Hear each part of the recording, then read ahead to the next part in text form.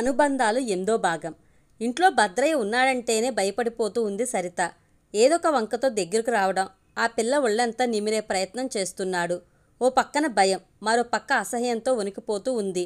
అతను లేనప్పుడు తల్లికి చెప్పింది సరిత, అతను చేసే పిచ్చి పనులు గూర్చి. నీ మీద శ్రద్ధ ఎక్కువ అవుతున్నదే, కన్న తండ్రిలా ఆపేక్షగా చూస్తున్నాళ్లే, నిన్నేం అసహించుకోవడం లేదు కదా, ఏదొక కారణం చూపి నిన్ను గొడ్డును బాదినట్లు బాదటం లేదు కదా, నీకు పూలు మంచి బట్టలు కొనుక్కు వస్తున్నాడు, ప్రేమగా నీ భుజాలు నిమిరి చెంపల మీద ముద్దు పెట్టుకుంటే తప్పేమిటి? మీ నాన్నకు ఆడపిల్లలంటే మహా ఇష్టం. నువ్వు ఆయన మీద చీటికి మాటికి చాడీలు చెప్తూ ఉంటావు గాని ఆయన ఎప్పుడూ నీ గురించి చెడుగా చెప్పడు. ఎప్పుడూ నిన్ను మెచ్చుకుంటూ ఉంటాడు అంది లలిత. తను పడుతున్న ఇబ్బంది ఎలా చెప్పాలో అర్థం కాలేదు సరితకు. స్నానం చేస్తానమ్మా, ఒళ్ళంతా కంపరంగా ఉంది అంది సరిత బాత్రూంలోకి వెళ్తూ. కూతురు కోసం పొయ్యి మీద పెట్టిన వేడినీళ్ళ సంగతి గుర్తుకు వచ్చి మసిగుడ్డతో వేడినీళ్ళ గిన్నె తీసుకుని బాత్రూం దగ్గరకు వచ్చింది లలిత. తలుపు తీయవే, వేడినీళ్ళు తెచ్చాను. బాత్రూం తలుపు తీసింది. తల్లి వెనక నిలబడి తన తదేకంగా చూస్తున్న భద్రయ్యను చూసి పెద్దగా కేక పెట్టి మళ్ళీ తలుపు బిగించింది. పిచ్చిపిల్ల, పెద్ద మనిషి కూడా కాలేదు, అయినా ఒకటే సిగ్గు అంది భద్రయ్యతో. పెద్ద మనిషి అయితే అన్నీ తలనొప్పులే, ఈ వయసులోనే బంగారు బొమ్మలా చూడముచ్చటగా ఉంటారు అన్నాడతను. మీరంటే గుర్తుకు వచ్చింది, మా స్నేహితురాలు కూతురి సీమంతం. నన్ను తప్పకుండా రమ్మని మరీ చెప్పింది. వెళ్ళకపోతే బాగుండదు, పక్క వీధిలోనే వాళ్ళ ఇల్లు, మీరు ఇంట్లోనే ఉంటారు కదా అంది లలిత. వెళ్ళిరా, నేనెక్కడికి వెళ్ళను, నువ్వు తిరిగి వచ్చేదాకా ఇంట్లోనే ఉంటా అన్నాడతను. చీర మార్చుకుని అడావిడిగా వెళ్ళిపోయింది లలిత. నిదానంగా స్నానం ముగించి టవల్ కోసం వెతుక్కుంది సరిత. బాత్రూంలో నుంచి బయటకు రావడానికి సిగ్గుపడింది. అమ్మా, టవల్ ఇవ్వవే, పెద్దగా అరిచింది. తలుపు తట్టిన చప్పుడు విని తలుపు తీసింది. ఎదురుగా నవ్వుతూ టవల్ అందిస్తున్న భద్రయ్య కనిపించాడు. తలుపు వేయబోయింది. అతను బలంగా తలుపు నెట్టి బాత్రూం లోపలికి వచ్చేశాడు. నువ్వెందుకు వచ్చావు? అమ్మను పిలుస్తా అంది సరిత. పెద్దగారు, నాకేం భయమా? తడిసిన ఒంటితో ఎంతసేపు అలా నిలబడతావు? నీ ఒళ్ళు నేను తుడుస్తా ఉండు అంటూ అతను టవల్తో ఆ పిల్ల ఒళ్ళు తొడవడం మొదలుపెట్టాడు. అతను తుడుస్తుంటే ఒళ్ళంతా ఎర్రచీమల పాకి కుడుతున్నట్లు అనిపించింది. అతని చేతివేళ్లు ఛాతి మీద కాళ్ల దగ్గర తచ్చట్లాడుతుంటే వాంతి వచ్చినట్లు అయింది. వాంతి చేసుకోబోయింది. అడ్డమైన గడ్డి తిని ఉంటావు, అందుకే వికారంగా ఉండి ఉంటుంది నీకు. సర్లే, నువ్వే ఒళ్ళు తుడుచుకుని బట్టలు వేసుకునిరా అనేసి వెళ్ళిపోయాడు భద్రయ్య. అతను వెళ్ళిపోగానే తలుపు గడియ పెట్టుకుని బాత్రూంలోనే ఉండిపోయింది సరిత, తల్లి వచ్చేంతవరకు. హాల్లో తల్లి గొంతు వినిపించగానే తలుపు తీసింది. ఇంట్లో తల్లి లేనప్పుడు భద్రయ్య చేస్తున్న వెకిలి పనులన్నీ పూసగుచ్చినట్టు నీలిమకు చెప్పింది. మీ అమ్మకు కూడా చెప్పకపోయావా అంది నీలిమ సరిత తలదూవి జడవేస్తూ. మా అమ్మకు చెప్పాలంటే భయం, ఒకవేళ చెప్పినా నన్నే తిడుతుంది అంది సరిత భయంతో వణికిపోతూ. ఆ పిల్ల లేత మనసు గాయపడిందని అర్థమైంది నీలిమకు. భద్రయ్య వికృత చేష్టలకు ఆ చిన్నారి చిగురుటాకులా వణికిపోతూ ఉంది. స్ట్రెస్లో ఉంది. ఏదో ఒకటి చేసి ఆ భద్రయ్య పిచ్చి పనులు ఆపకపోతే సరిత తన తమ్ముళ్లాగే మానసికంగా దెబ్బతింటుంది. బాల్యంలో లైంగిక అకృత్యాల బారిన పడ్డ పిల్లలు జీవనశైలిపై ఆ ప్రభావం ఉంటుంది. జీవితాంతం మానసికంగా బాధపడుతూనే ఉంటారు. లలితతో చెప్పాలని నిశ్చయించుకుంది నీలిమ. భద్రయ్య బట్టల షాప్కి స్కూటర్ మీద వెళ్లడం కిటికీల నుంచి చూసింది నీలిమ. లలిత ఇంటివైపు అడుగులు వేసింది. అనవసరంగా వాళ్ళ ఇంటి వ్యవహారాల్లో జోక్యం చేసుకుంటున్నానేమోనని ఓ నిమిషం ఆలోచించింది. అమాయకంగా దీనంగా తన వైపు చూస్తూ నా ఇబ్బందులన్నీ తొలగించక్క అని సరిత అడుగుతున్నట్లు అనిపించింది. ఆ పిల్ల ధైర్యంగా తల్లికి చెప్పుకోలేదు. తల్లి తన్నే తిడుతుందనే భయంతో. ఎదుగుతున్న ఏ ఆడపిల్లకు ఇటువంటి దుస్థితి రాకూడదు. ఇంటి ముందున్న అరుగు మీద కూర్చుని తలదూవుకుంటున్న లలిత కనిపించింది. బాగున్నావా? ఎలా సాగుతుంది నీ చదువు? మా అమ్మాయి మాటిమాటికి మీ ఇంటికి వచ్చి నిన్ను ఇబ్బంది పెడుతున్నదా నీలిమని అడిగింది లలిత. ఎంబీఏ పరీక్షలు జరుగుతున్నాయి, రిజల్ట్స్ వచ్చాక ఉద్యోగ ప్రయత్నం మొదలు పెట్టాలి అంది నీలిమ. నేను బాగా చదువుకునేదాన్ని, డిగ్రీ చదువుతుండగా పెళ్లి చేశారు, చదువు ఆగిపోయింది. మా వాళ్ళు ఎంతో ఇష్టపడి చేసిన సంబంధం అలా ముక్కలు చెక్కలయింది. ఆయన యాక్సిడెంట్లో చనిపోయాక నా బతుకు చీకటమయమైపోతుందనుకున్నాను. భర్త చనిపోయిన అమ్మాయిని, పైగా 10 ఏళ్ల వయసు ఉన్న కూతురు, కొడుకు ఉన్నదాన్ని ఎవరు దగ్గరకు తీస్తారు? నా అదృష్టం బాగుండి భద్రయ్య గారు మా కుటుంబాన్ని ఆదరిస్తూ ఉన్నారు కాబట్టి నేను నా బిడ్డలు రోడ్డున పడలేదు. తన గొడవ చెప్పుకుపోయింది అరుగు మీద కూర్చునే. నీతో మాట్లాడాలి, లోపలికి వెళ్ళి మాట్లాడుకుందాం అంది నీలిమ. ముఖ్యమైన విషయమా? అవును, నువ్వు గొప్పగా పొగుడుతున్న భద్రయ్య గూర్చి మాట్లాడాలి. నీతో ఏమైనా అసభ్యంగా ప్రవర్తించాడా అనుమానంగా అడిగింది. ఎవరన్నా నాతో అసభ్యంగా ప్రవర్తిస్తే చెప్పు తీసుకుని తెగేదాకా కొడతాను. నాతో కాదు అసభ్యంగా ప్రవర్తిస్తుంది, నీ కూతురుతోనే అంది నీలిమ ఇంట్లోకి అడుగు పెడుతూ. 1-2 సార్లు కూతురు చెప్తే నమ్మలేదు లలిత. ఏదో పొరపాటున భద్రయ్య చెయ్యి తగిలి ఉంటుంది. సొంత కూతుర్లో చూసుకునే వ్యక్తి శరీరాన్ని తడిమితే తప్పేముంది అనుకుంది అంతకు మునుపు. ఇప్పుడు నీలిమ వచ్చి అదే విషయం ప్రస్తావించడంతో ఆలోచనలో పడిపోయింది. నీలిమంటే ఎంతో అభిమానం, గౌరవం. అనవసరంగా ఏ విషయాల్లో తలదూర్చదు. నువ్వు ఇంట్లో లేనప్పుడు సరితకు నరకం చూపిస్తున్నాడు భద్రయ్య. లేడి కూనల్లా ఆనందంగా గంతులు వేసే పిల్ల భద్రయ్య కనిపించగానే అభద్రతాభావంలో పడిపోతుంది. మీరు బయటకు వెళ్ళినప్పుడు ఇంట్లో ఒకతే ఉన్నప్పుడు మరీ భయపడిపోతూ ఉంది. ఇంట్లో ఏ గోడవైపు చూసినా భద్రయ్య బొమ్మ గోడ మీద కనిపించి తను మింగేయబోతున్నట్లు కనిపిస్తున్నదట.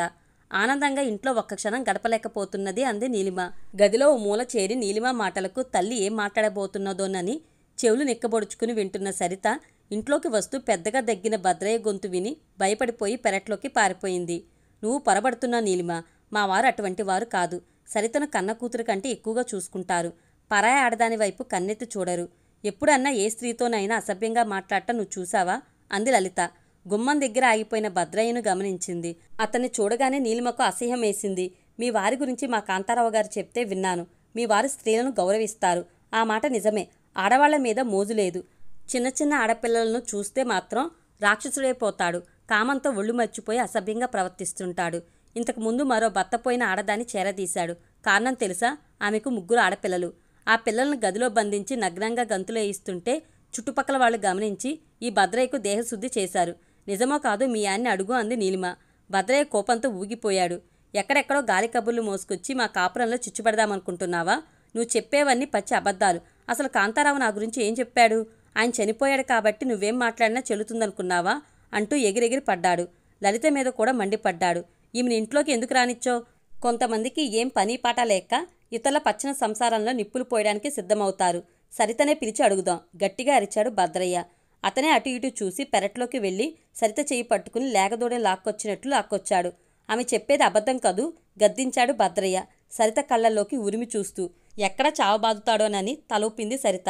చిన్నపిల్ల అబద్ధం చెప్పదు కదా, ఇక నోరు మూసుకుని వెళ్ళిపో. మరోసారి మా ఇంట్లో కాలు పెడితే ఊరుకోను పళ్ళు కొరుకుతూ చేతులు విదిలిస్తూ అన్నాడు భద్రయ్య.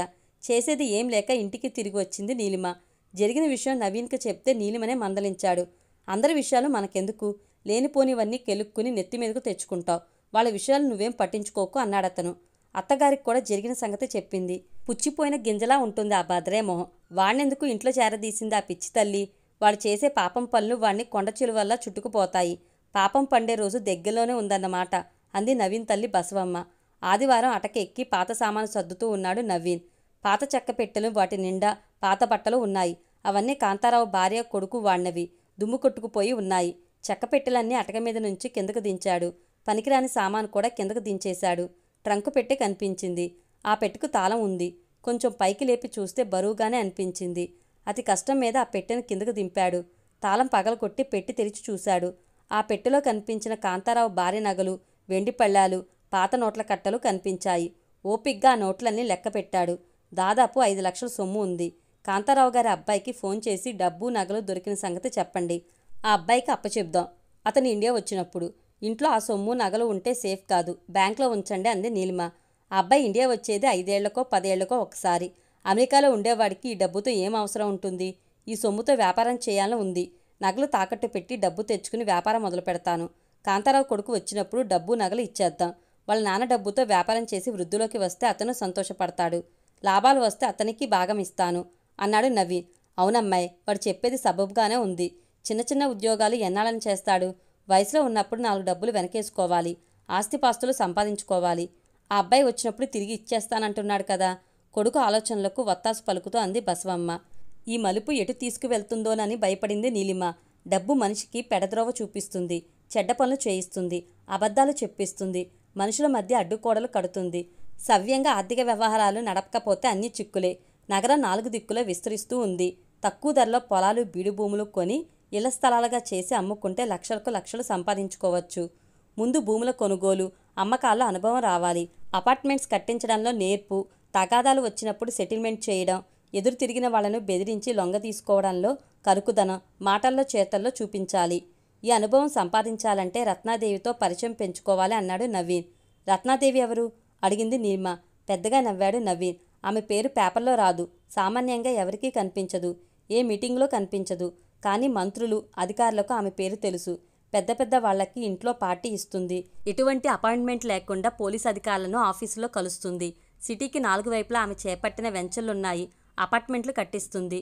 చౌక ధరల్లో ఫ్లాట్లు అమ్ముతుంది. ఆమె పేరు మీద సినిమా థియేటర్లు, షాపింగ్ మాల్స్ ఉన్నాయి. రత్న రిసార్ట్లో ఆమెవే చెప్పుకుపోయాడు నవీన్. అతను చెప్పే విషయాలు ఆసక్తి చూపలేదు నీలిమ. ఆ రోజు రాత్రి నీలిమకు కల్లో భర్తను పెద్ద కొండచీల చుట్టుకుపోతున్నట్లు, ఊపిరి పీల్చుకోవడం కష్టమై ఉక్కిరిబిక్కిరై నీలిమా నీలిమా అని భర్త అరుస్తున్నట్లు పీడకల వచ్చింది. చిన్నపిల్లలంటే ఎవరికైనా ముద్దే. వయసు మీద పడ్డవాళ్లు చిన్నపిల్లలను మరింత ఇష్టపడతారు. ఆప్యాయంగా దగ్గరకు తీసుకుని బుగ్గలు నిమిరి నుదుటి మీద ముద్దులు పెడతారు. తన చుట్టూ తిరుగుతున్న తువ్వాయిని చూసి ఆవు పరవశించిపోతున్నట్లుగా ఉంటుంది. భద్రయ్య తన కూతురు అదే భావనతో దగ్గరకు తీస్తున్నాడని భావిస్తూ ఉంది లలిత. సరిత పుట్టినరోజు దగ్గర పట్టంతో పట్టు పరికిని లంగా కుట్టించాలనుకుంది లలిత. అవి కొనడానికి దిల్సుఖ్ నగర్ బయలుదేరింది. సరిత కూడా తల్లితో పాటే వెళ్లడానికి సిద్ధమైంది. 2 రోజులు యాన్యువల్ ఎగ్జామ్స్ పెట్టుకుని రోడ్ల మీద పడి తిరుగుతావా? ఇంట్లో కూర్చుని చదువుకో, పెద్దగా అరిచాడు భద్రయ్య. లలితకు కూడా కూతుర్ని వెంట పెట్టుకునే వెళ్లాలని ఉంది. భద్రయ్య తన కూతురు హితవు కోరి చెప్తున్నాడనుకుని ఒక్కతే బయలుదేరింది. లలిత వెళ్ళగానే సరిత రెక్క పట్టుకుని బెడ్రూంలోకి లాక్కెళ్లాడు. కాసేపు పడుకుని రెస్ట్ తీసుకో, ఆ తర్వాత చదువుకుందుగానే అంటూ సరితను మంచం మీద తోసేసి ఆ అమ్మాయి పక్కన చేరాడు. తువ్వాయి మీద 2 కాళ్లు పెట్టి ఎగబడుతున్న ఆంబోతులా ఉన్నాడు భద్రయ్య. పర్సు మర్చిపోయి వెనక్కు తిరిగి వచ్చింది లలిత. వీధి గుమ్మం తలుపు దగ్గరకు వేసి ఉంది. గడి వేయడం భద్రయ్య మర్చిపోయాడు. ఇంట్లోకి ఎవరూ రారన్న ధీమాతోనే తలుపు నెట్టుకుని హాల్లోకి వచ్చింది లలిత. సరిత ఏడుపు వినిపించింది బెడ్రూంలో నుంచి. అక్కడికి వెళ్లి కనిపించిన దృశ్యం చూసి వాంతి వచ్చినంత పనైందామెకు. లలితను చూసి మంచం మీద నుంచి లుంగి మొలకు చుట్టుకునే ప్రయత్నం చేయలేదు. లలిత భద్రకాలే అయ్యింది. వంటింట్లోకి వెళ్లి కత్తిపీట తెచ్చి బలంగా భద్రయ్య రొమ్ము మీద, మొహం మీద 4 పోటులు పొడిచింది. ఆమె అలా కత్తిపీటతో విరుచుకుపడుతుందని అతను అనుకోలేదు. ఆమెను అడ్డుకునే ప్రయత్నం, కత్తిపీటను లాక్కునే ప్రయత్నం చేయబోయాడు గాని అతని వల్ల కాలేదు. ఒంటి నుంచి రక్తం కారుతూ ఉంది. మంచం మీద నుంచి లేచి గచ్చు మీద కుప్పకూలిపోయాడు రక్తం మడుగులో. రాతి బొమ్మలా నిలబడిపోయింది లలిత. నీలిమకు చెప్పడానికి పరిగెత్తింది సరిత. పేపర్లలో పెద్ద అక్షరాల్లో భద్రయ్య హత్య వార్త వచ్చింది. టీవీ ఛానల్స్లో 24 గంటలు అదే న్యూస్. పోలీసులు రంగప్రవేశం చేసేదాకా టీవీ ఛానల్స్ వాళ్ళు అత్యుత్సాహం చూపిస్తూ లలితను సరితను గుచ్చిగుచ్చి ప్రశ్నలు అడుగుతూనే ఉన్నారు. లలిత ఎక్కువగా మాట్లాడలేదు. 2 ముక్కలు మాట్లాడింది. వాడి పాపం పండింది, అందుకే నా చేతుల్లో వాడి చావు రాసిపెట్టి ఉంది అని చెప్పి నిర్లిప్తంగా ఏటో చూస్తూ కూర్చుండిపోయింది, మాటా పలుకు లేకుండా. టీవీ ఛానల్స్ వాళ్ళు సరితను కూడా ఇంటర్వ్యూ చేస్తూ విసిగిస్తుంటే నీలిమ వాళ్లను వారించి జరిగిన విషయం క్లుప్తంగా తనే చెప్పింది. పోలీసులు లలితను అరెస్ట్ చేసి పోలీస్ స్టేషన్కి తీసుకువెళ్లబోతుంటే లలిత భుజం నిమిరి ధైర్యం చెప్పింది నీలిమ. సరిత శివుడి గురించి మీరేం బాధపడకండి, నా సొంత బిడ్డల్లా చూసుకుంటాను. మా వారితో మాట్లాడి మీ పక్షాన వాదించడానికి మంచి లాయర్ని కూడా ఏర్పాటు చేస్తాను. పిల్లలు దేవుడితో సమానమంటారు. దేవత మీద అత్యాచారం చేయబోయే కీచకులకు మీరు చేసిన పని గుణపాఠం చెప్తుంది అంది నీలిమ. సరిత బ్రతుకు ఏమవుతుందోనన్న దిగులు లలిత గుండెల్లోంచి తొలగిపోయింది. నీలిమకు 2 చేతులు ఎత్తి నమస్కరించి పోలీస్ జీప్ ఎక్కింది.